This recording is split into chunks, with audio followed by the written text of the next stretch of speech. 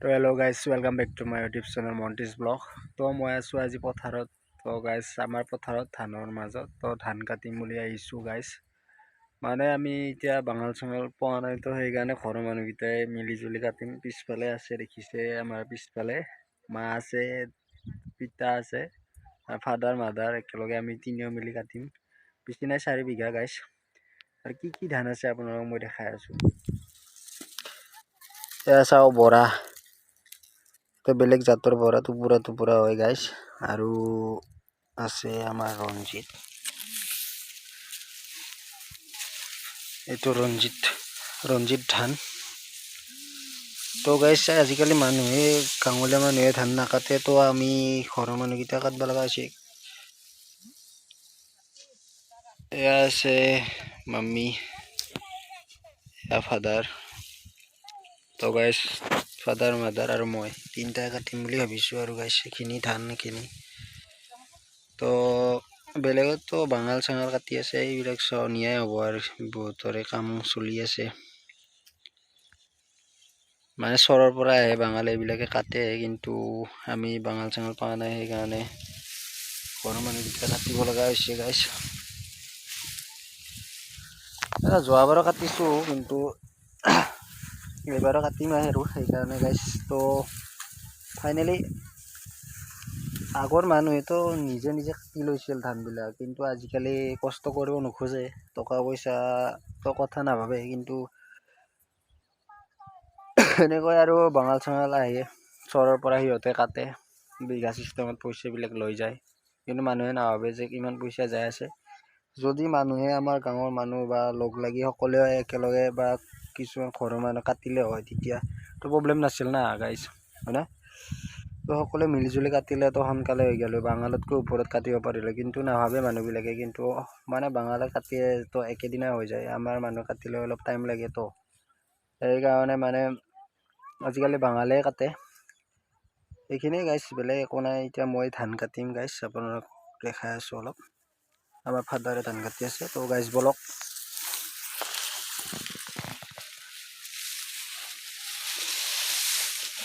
এইবিলাক কটা হৈ গৈছে, আছে এইবিলাক কাটিব, এই ঢেৰ আছে আৰু আধা হ'ল আধা আছে।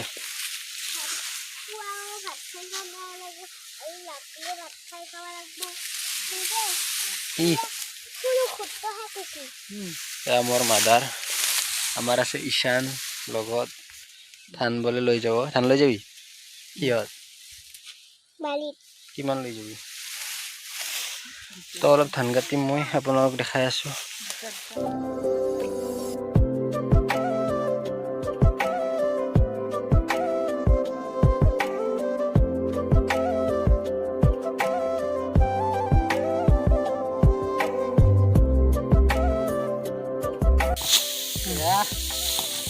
ধান কাটি আছোঁ, কাটা হোৱাৰ পিছত 12টা বজাত যাবই লাগিল আৰু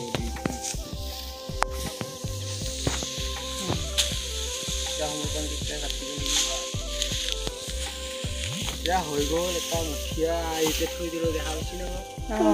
দেখা পাইছোঁ। গাইছ আমাৰ কেমেৰামেন ঈশান, কেমেৰামেন থৈতো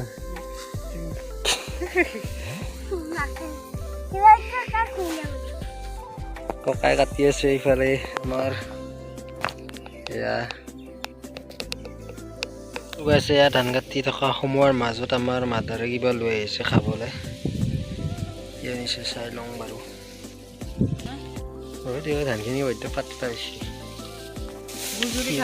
গুজুৰি ধানৰ নিচিনা।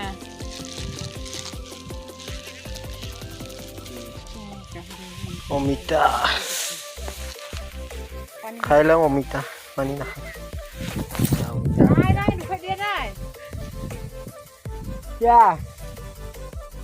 গম নাপায় দে। পথাৰৰ মাজত এনেকৈ খাই মজাই বেলেগ,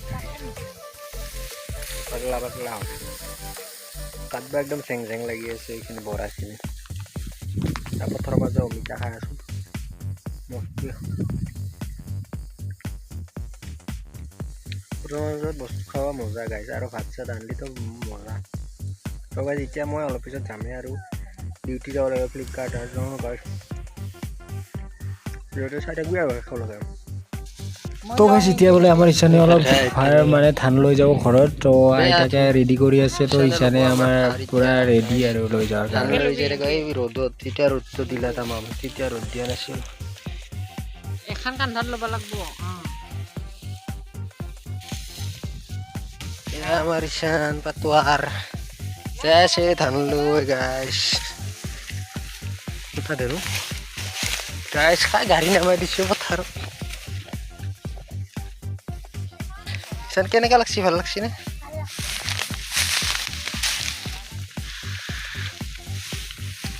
ঘৰত লৈ যাব এতিয়া গাইছ আমাৰ ধনু একেলা শেষ কৰি দিব বোলে ধান নিয়া ইছানে